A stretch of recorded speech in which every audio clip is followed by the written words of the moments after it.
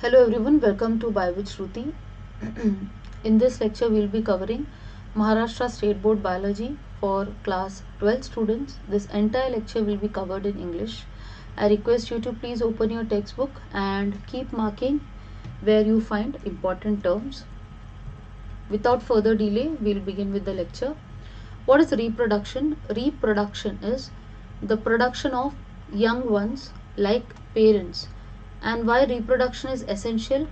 It is essential or important for continuation of species and to maintain continuity of life. Reproduction can be classified into two major groups: asexual reproduction and sexual reproduction.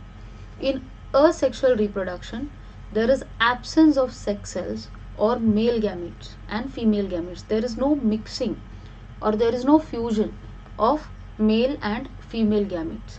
There is only involvement of a single parent. Whereas in sexual reproduction, there is involvement of sex cells. That is, there will be mixing of male and female gametes.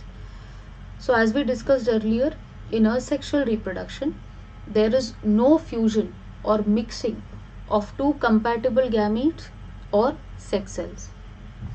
It is the process resulting in the production of genetically identical progeny from a single organism. Progeny means offspring or children. So since only a single parent is involved, the genetic composition of the child will be identical to that of parent and inherits or it receives or the genes from the single parent is transferred to the child. Such morphologically and genetically identical individuals are called clones. Morphologically means we are talking about the physical structure, external appearance. Genetically means genetic composition. So such individuals which are developed from a single parent will be physically as well as genetically identical to that of the parent. Hence these are known as dash. These are called as clones. For example, if we see potato plant, on the surface of the potato there is eyes from which sprouts develop. If we cut these individual sprouts and if we put into the soil, they will further develop into a new plant which looks same or identical to that of the original potato plant.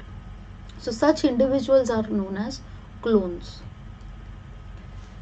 Now there are different modes of asexual reproduction like fragmentation, budding and spore formation.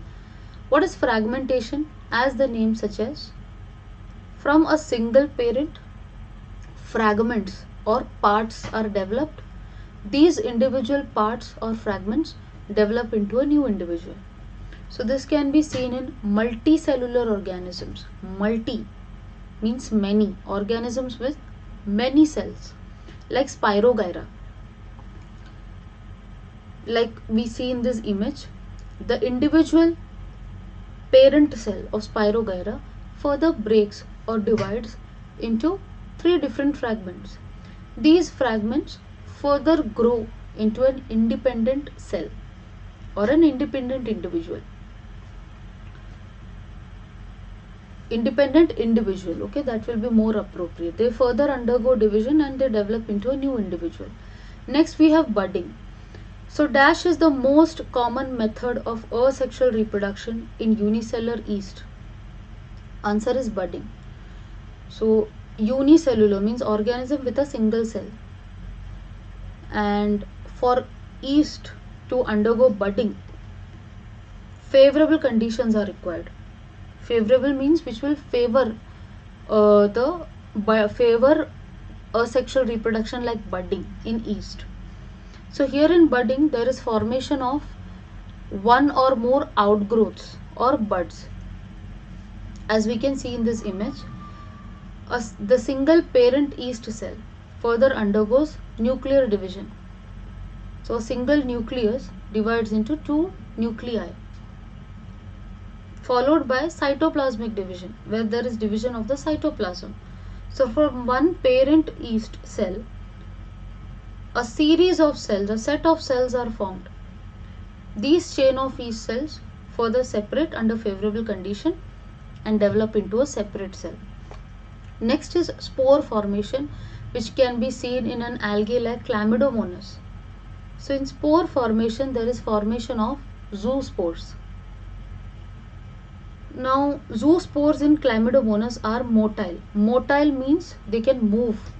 Why they can move? They have structures which help them to move.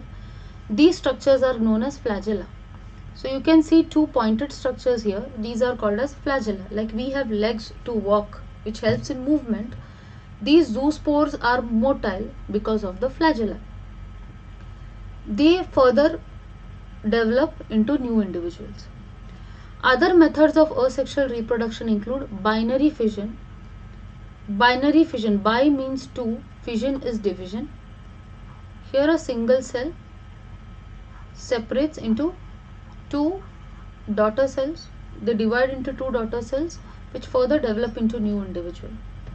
This binary fission can be seen in algae like Chlorella, Chlamydomonas. Next is conidia formation, which can be seen in a fungus known as penicillium.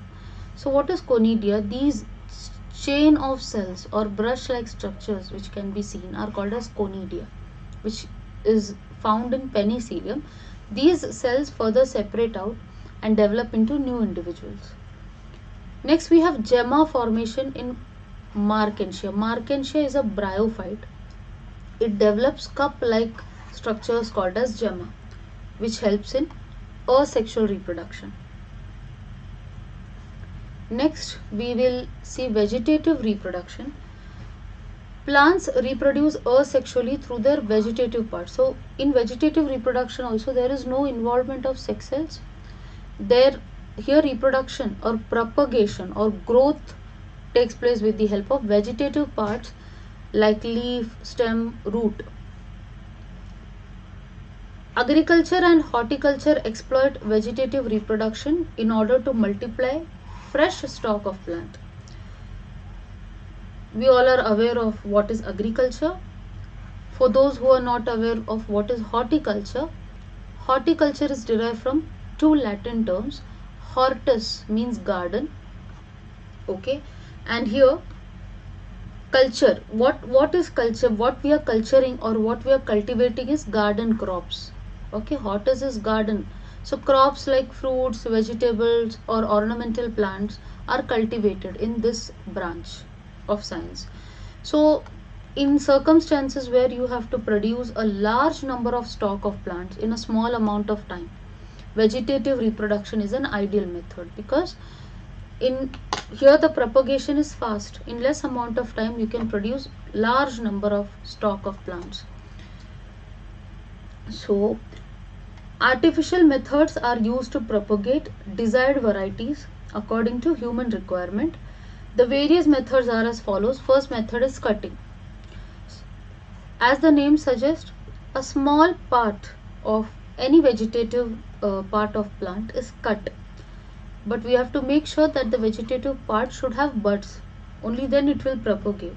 So it should have one or more buds. Example includes stem cutting, which can be observed in rose or bougainvillea, where a small piece of stem with one or more buds is cut, is put into the soil, which further develops into a new rose plant. Next example is leaf cutting, where for example here Sansevieria is given. So a small piece of the Sansevieria leaf is cut, it is put into the soil, which further develops into a new Sansevieria plant. Then we have root cutting. Similarly, where we cut a small part of root with bud, which further develops into a new plant, like blackberry. Next is grafting. In cutting, we cut a small vegetative part like root, leaf, stem, which further develops into a new plant. In grafting, parts of two plants are joined to form a single plant. So part of two plants are joined in such a way that they grow as one plant. In this method, part of the stem containing more than one bud, or we can say scion, okay, is joined onto rooted plant called as stalk. So we need to understand two terms, what is scion and what is stalk. Stalk is the part of stem which has roots. Scion is the part of stem which is without root. Okay, so scion will contain more than one buds. So both these parts are joined together. After some time we'll see new tissues are developed and they grow into a single plant. Such a method is called as grafting. Now budding is also called as bud grafting, in which one bud is joined on the stalk. Now this budding is different, okay, than the previous one which we saw. Here we are talking about bud grafting. Bud grafting means a small bud is cut out and it is attached to a new stem. This further grows into a new plant. This method is called as bud grafting, which can be seen in apple, pear, rose, etc. It can be used to propagate these plants. Next is tissue culture. Dash is a method by which a small amount of plant is grown to form new plantlets. Such method is called as tissue culture. So here micro propagation, we see the term micro propagation. Micro means small amount of tissue is used to propagate or grow or culture. So here I'll show you an example, like a small part or small tissue is scraped from this parent leaf and it is put into a new media. This media has agar and some other nutrients because it is cultivated in laboratory condition, and these tissues in that media further develop, grow into new plantlets. Such a method where you are taking small amount of tissue and propagating large amount of plantlets is known as tissue culture. The next lecture we will start with a new topic, that is sexual reproduction. Meanwhile, if you have any queries, you can comment and let me know. Thank you.